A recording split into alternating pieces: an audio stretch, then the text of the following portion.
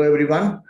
Uh, Today's topic of presentation is the most hated word, the Holy Grail. Like people don't like this word, but I'm not going to give you some strategy or as such, but how to how to make profit virtually every year with limited risk and how to use the concepts that are available worldwide. How what hedge funds use those concepts and how they generate better risk adjusted return compared to other hedge funds. And I've done a lot of research, and I'm pretty much using all these concepts in practical life in my personal prop book, as well as uh, is it fine now, or I need to be a little louder now? You were good, sir. Yeah, okay, because I saw some feedback coming, say a little louder. So anyway, so I'll start sharing my screen, and as the presentation progresses, I will share my experiences, and I'll definitely share some of the insights that I've got from some of the masters of the trades. And let me share my screen first. Okay, my screen is visible now? It is visible. Okay, good.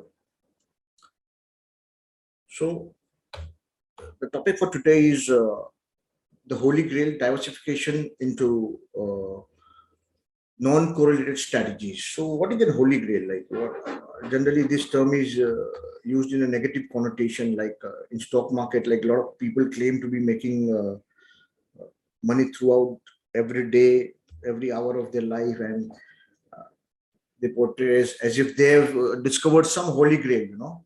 And to be very frank, there are no Holy Grails in the market. Only thing, you can use the concept of finance that is available in the open domain out for everybody, and use that to your advantage, and use some quantitative and other techniques to generate better return. It's all about return of your capital, and with limited risk. So the key word here is maximize the return with limited risks. So we are going to be focusing on this too: maximization of returns and minimization of risk. And let's see how can we do this. This is my profile. I've been already introduced, and before I start my presentation, I should give credits and disclaimers. Like, this presentation is definitely inspired by two of the greatest hedge fund managers. One is Jim Simons, and other one is Ray Dalio. And the sources that I've used for this presentations are like the book "The Man Who Sold the Market" by Gregory Zuckerman, and Principles by Ray Dalio. And then there is one important media link that I've given, internet link, the article which pretty much covers everything which is covered in a book, "The Man Who Sold the Market." So let's start with the concept. This is the slide where I got hooked onto this concept of diversification and non-correlation. This is a slide which is presented in the book called Principles by Ray Dalio. I came across this slide in somewhere in 2016-17 when the book was published. And that time I was running the prop desk of Naman Securities, and I was already started to experiment with algorithms and all. System trading. I'm basically a system trader, and I don't do any trade discretionary as of now. 95% of my trades are based on systems. Some 5%, of course, because we have been in the market for so long, and generally would like to take some discretionary call, but they are hardly 3 to 5% of my overall exposure in the market. So I turned to algorithm trading in 2012-13, and then this book came, and it kind of influenced my mind. What it essentially says is, suppose you are trading only one asset, and the standard deviation of your portfolio is 10%. As you add more assets into your portfolio with lesser correlation, anything less than one will give you diversification. Anything which gives you less than one coordination, so income stream of assets with less than one coordination, if you add, the standard deviation of your portfolio will go down, and your return, risk adjusted return, will improve. But suppose you add the similar kind of asset, like you add 15 stocks to 20 stocks to 100 stocks to 1000 stocks. Beyond the point, the diversification will not help you much. If because most of the stocks are correlated with each other 60% of the time.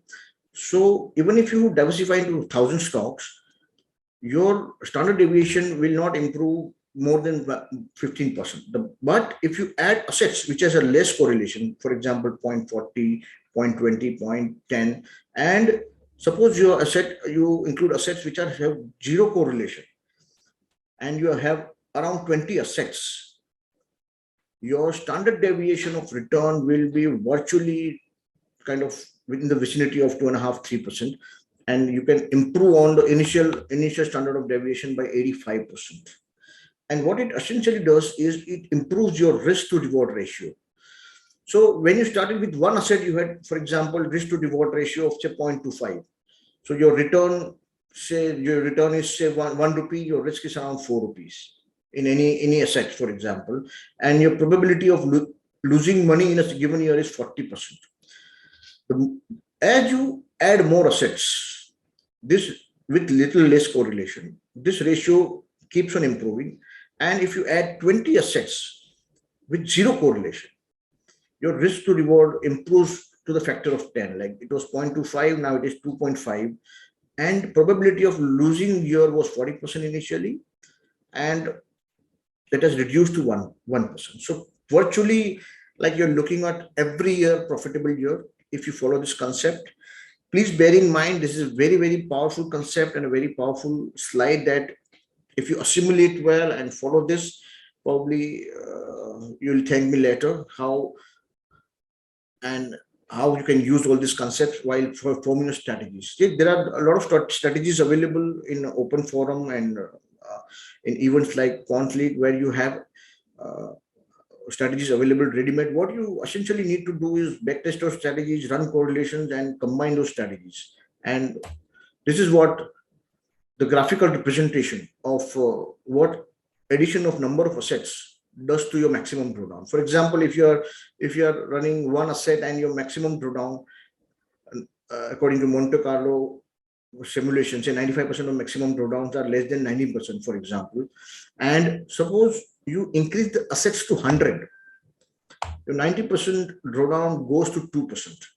So this is the level of risk control you can do through diversification into non-correlated assets or maybe non-correlated income stream. So if I give you an example of what is a non-correlated income stream, for example, an airline and hotel business went to turmoil during COVID times. But what if you were there in the pharmaceutical business during those times, or maybe you were in chemical business during those times? Like they made a lot of money. So when these two hotel and airline industries are totally non-correlated with specialty chemicals and pharmaceuticals, but if you are having both the streams of income, your probably misery would have been reduced by a factor of 50% at least, because one business is making money, other is not, but still you will be able to meet your ends. The moment you increase this number of assets, so when I say number of assets, you can take it as number of strategies or number of income streams or number of businesses. The moment you increase to 10,000, your drawdown is virtually 0.10.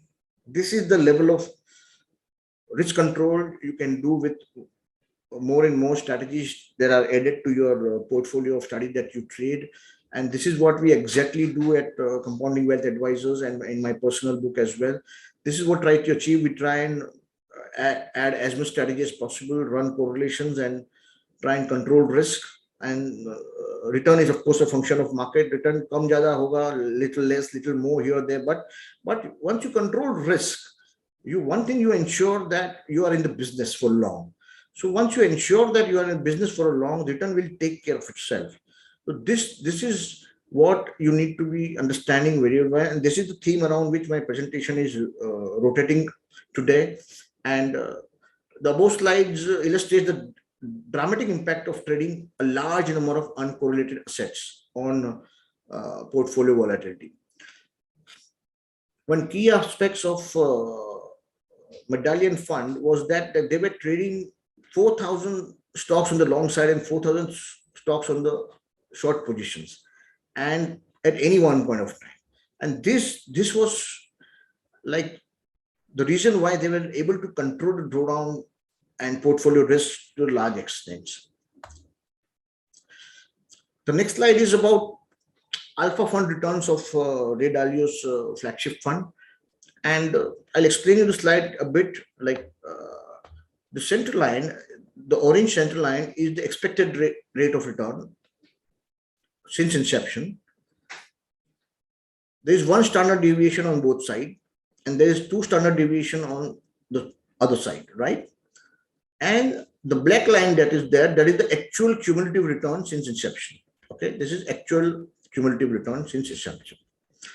And Ray Dalio's fund, Alpha Fund, also follow this particular concept. Maybe Medallion also follow the similar concept. I'll show you the returns of Medallion as well as the slide progresses, and you will see how inspiring they are and how worth pursuing these concepts are, and it's worth investing time, effort, and money to learn these things and to apply this in real life to make real money.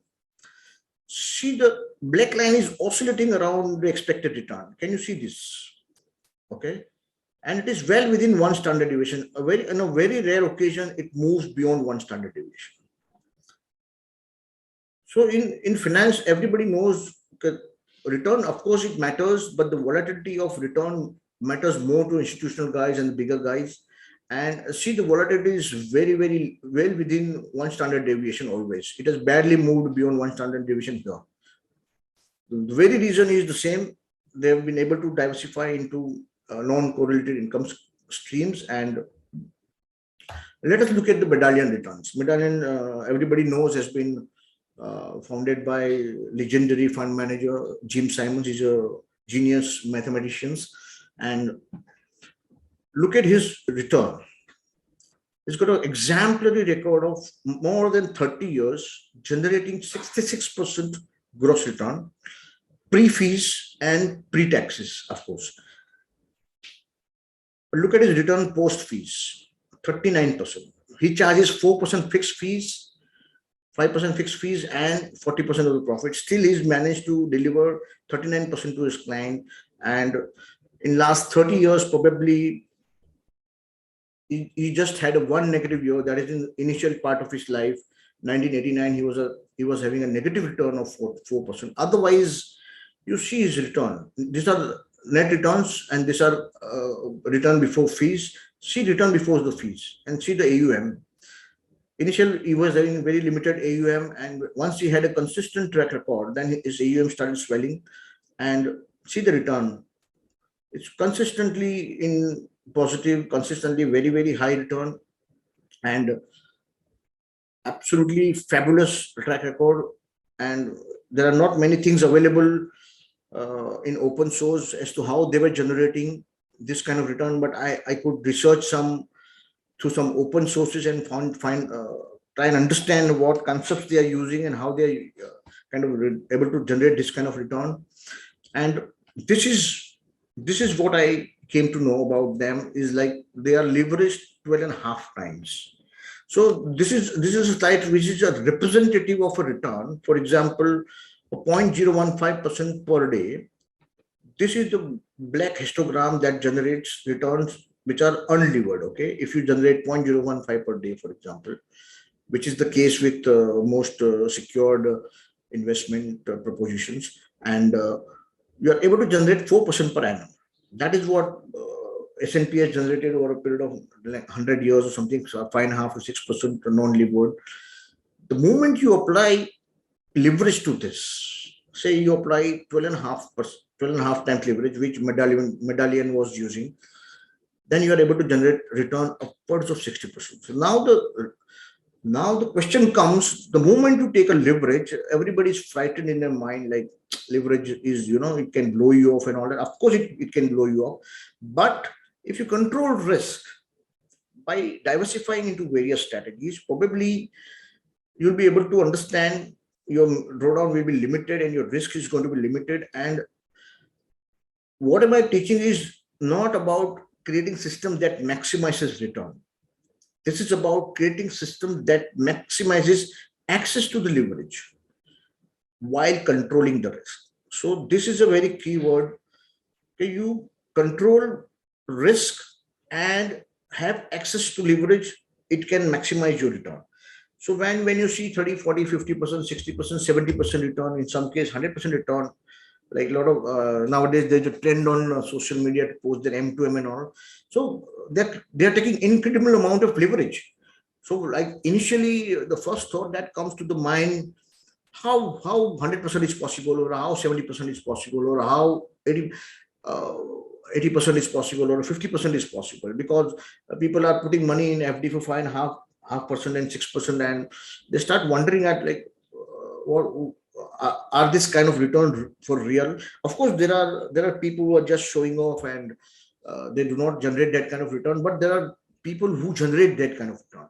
So who are these people? What are they using? So basically they are using leverage. So as everybody knows, in option market, you sell options, you have an access to around, say, 5 to 6 times leverage. The moment you make it risk defined, you have around 12 to 15 times leverage. And the moment you buy options, you have got around 33 times leverage. So if you have a system which gives, say, only 3% without leverage, and you can lever it 33 times through buying options, for example, then it is possible to generate, say, 100% return. But of course, nothing comes free. All these kind of systems come with drawdown, and you have to control your risk, you have to control your appetite for risk, your emotions, and drawdown, everything you control. And then probably, so it's always a fine balance between leverage and risk control that will decide. And everybody's mental comfort is different than everyone else. Like somebody has a risk appetite of 10%, somebody has a risk appetite of 20, somebody does not have a risk appetite at all. So I'll explain you the concept through our live models that we are running, and how multi-strategy has helped us survive in this topsy-turvy market and volatile market and generate a decent return. What we did is, this is the back test of Nifty buy and hold. Okay. So how using a multi-strategy will help you. This is the concept that I'm demonstrating live. These are the concepts that we're using. For example, Nifty buy and hold has generated 9% return from 2013. These are backtested results, and it has been backtested till September 20. But see the kind of drawdown that it go through to generate 9%. Like in March 20, the Nifty had drawdown 39%. So this is the kind of pain that buy and hold people go through, even in index. Forget about stocks. Even in index, they go through this kind of a pain, and still, there are people who want to take this kind of risk for this kind of return. All the best to them. I have no issues with them. But let us suppose you don't want to invest in index, for example. In index investing, generally it is sold as a holy grail. Once you invest in index over a longer period of time, you'll always make money. But look what happened in Nikkei. Nikkei hit 39,000 in 1989. And the low of 2009 was 7,000. So almost 85% lost, 20 years lost. Now, after that 2009 low, now it is coming near to 27,000, 28,000, and still average return per year is minus 220. So these things happen, and these things happen very regularly in developed markets. We are still developing market, but we'll at some point of time, like for example, recently China has gone through almost virtually no return since last 10, 12 years.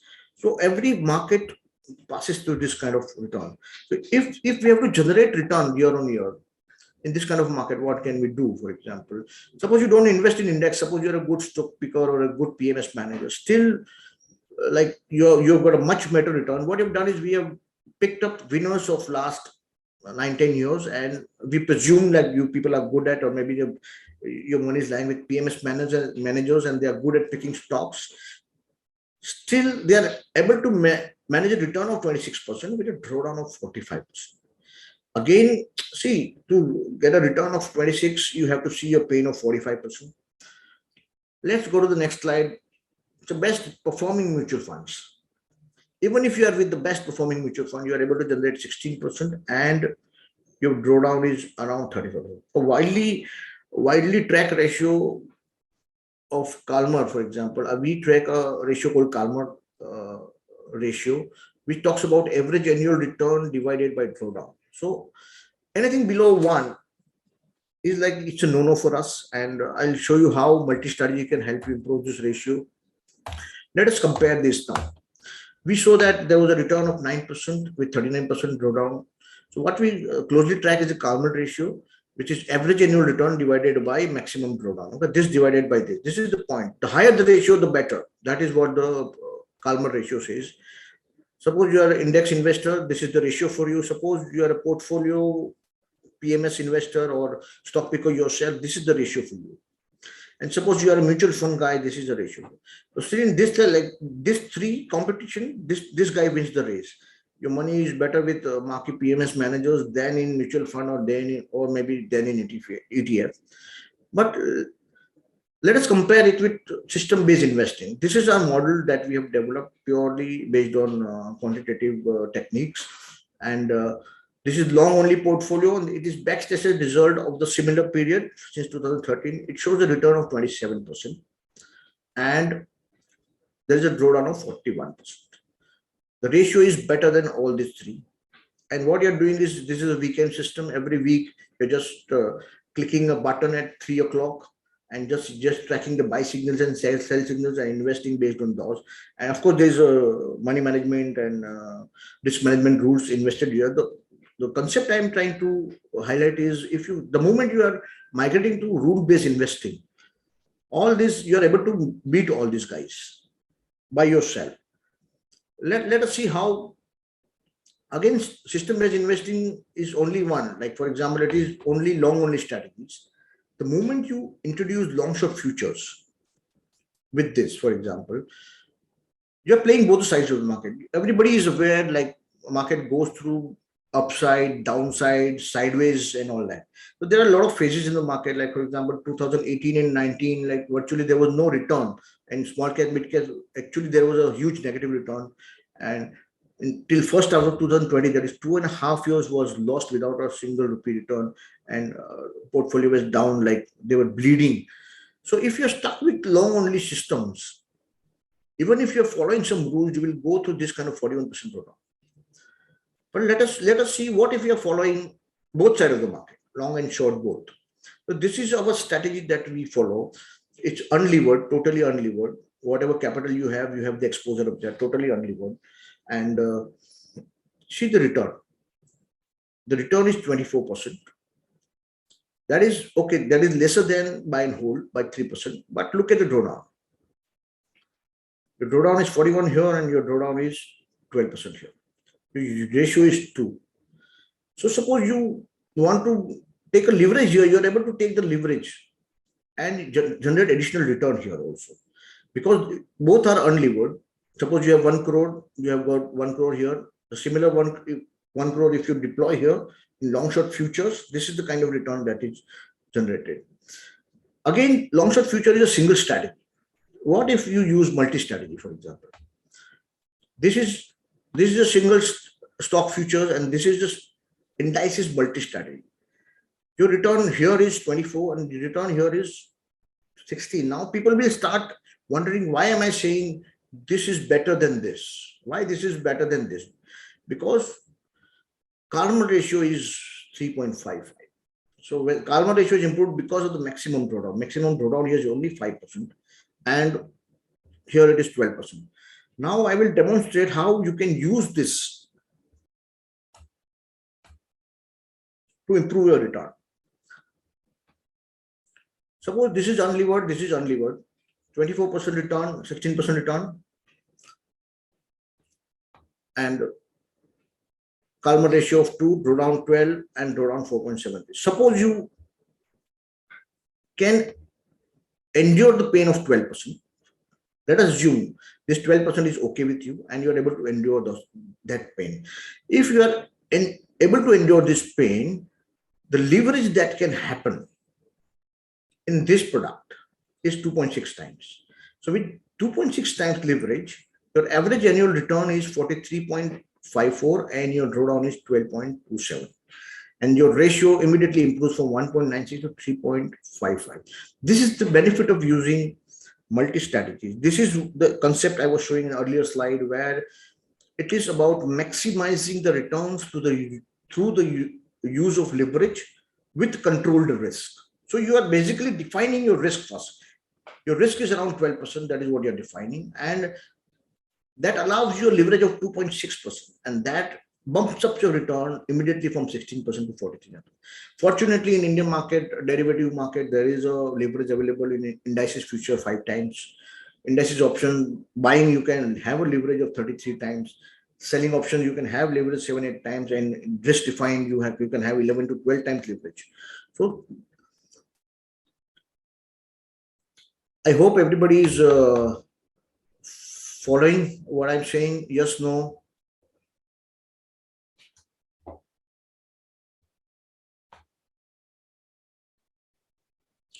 Everybody with us, at least. Anything till now you've not understood or something like that, you can type a question, or maybe your host can. Okay. All okay. Okay, great. All okay till now. And yeah, people are finding it interesting. I'm happy. I thought, if I'm not giving away strategy, people might not find it interesting. But believe me, this is much far important than giving strategies. Of course, I'll give you the links where I've given away strategies of options, and you can look at those videos and use those strategies. But these concepts, to my mind, are far more important than just using some single strategy. So uh, there was an option with me, like, should I show some bookish example, or should I give some practical example? So we decided, like, let us demonstrate this concept by giving, like, live examples. See, in our firm called Compounding Well Advisors, we have developed a product called Mona Lisa. We have named it as Infinity Mona Lisa, and the capital required for this is 8 crore margin. This is margin amount, and this is live since 15 January 2021. And the maximum leverage that is available in this product is 5 times. And the beauty of this product is completely risk defined. It is completely VAR defined. At the end of the day, this all the positions are hedged through at the money options, and that is why it is called VAR defined. See the statistics of this product. Average annual return of 78%. Now, when I say 78%, it does not mean every year it will generate 78%. It will generate sometimes more than 78, sometimes lesser than 78, and sometimes exactly 78.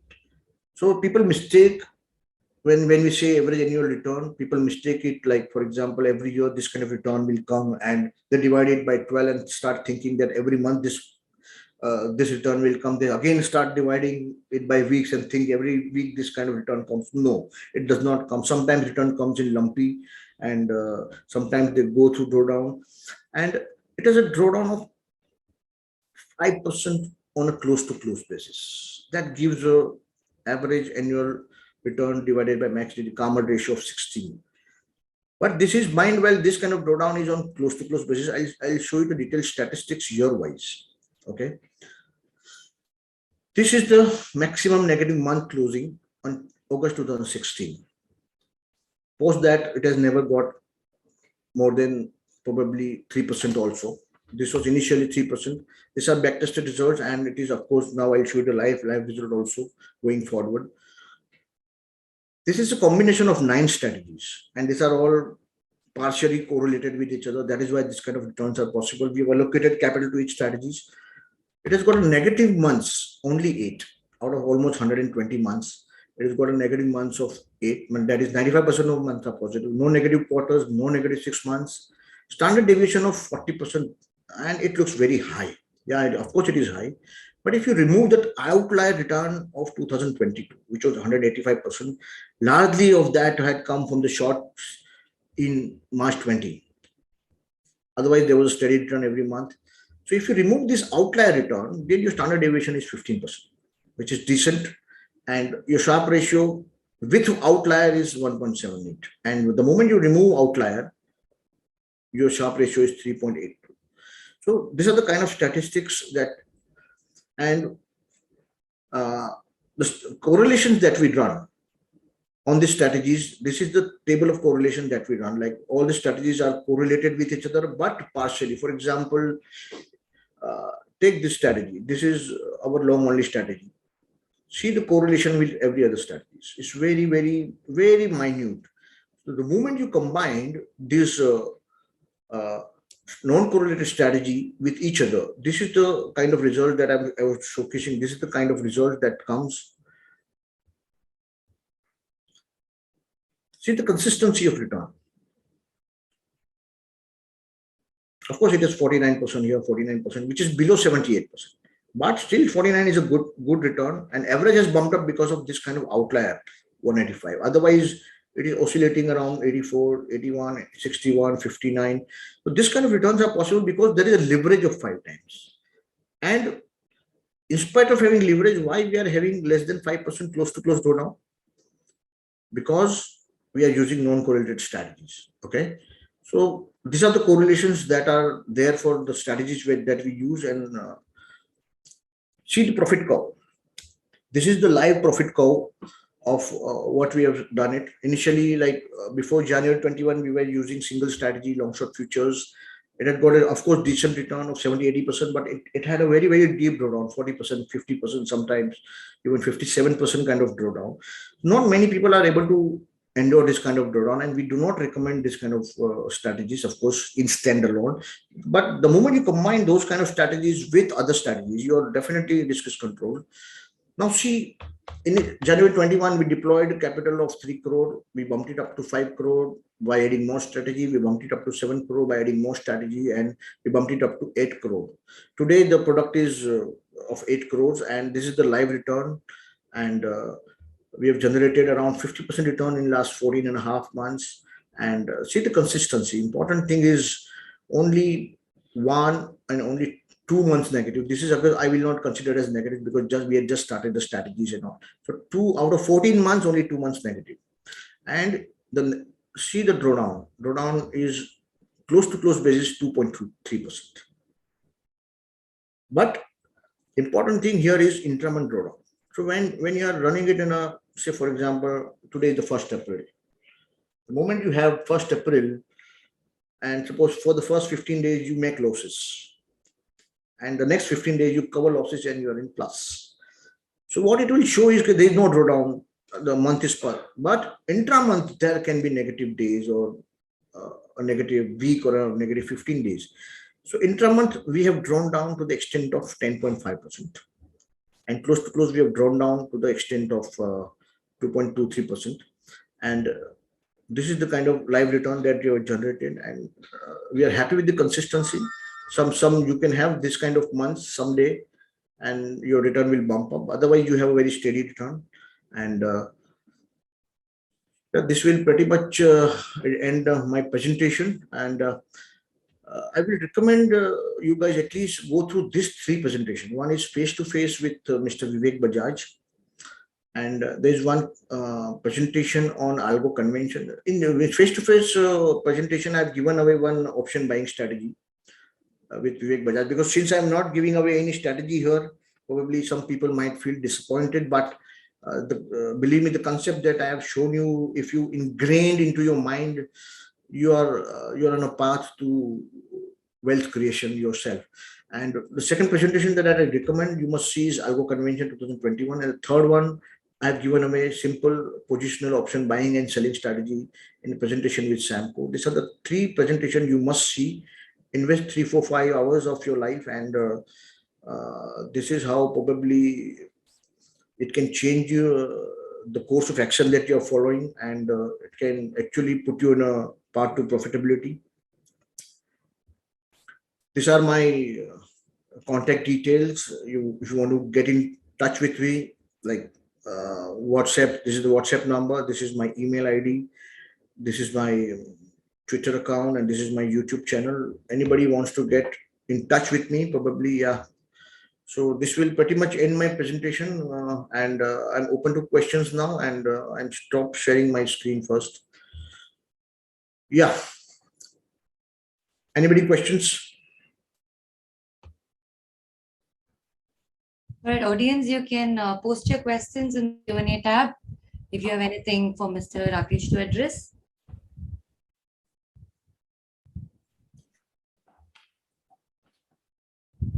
We'll give that a second or two.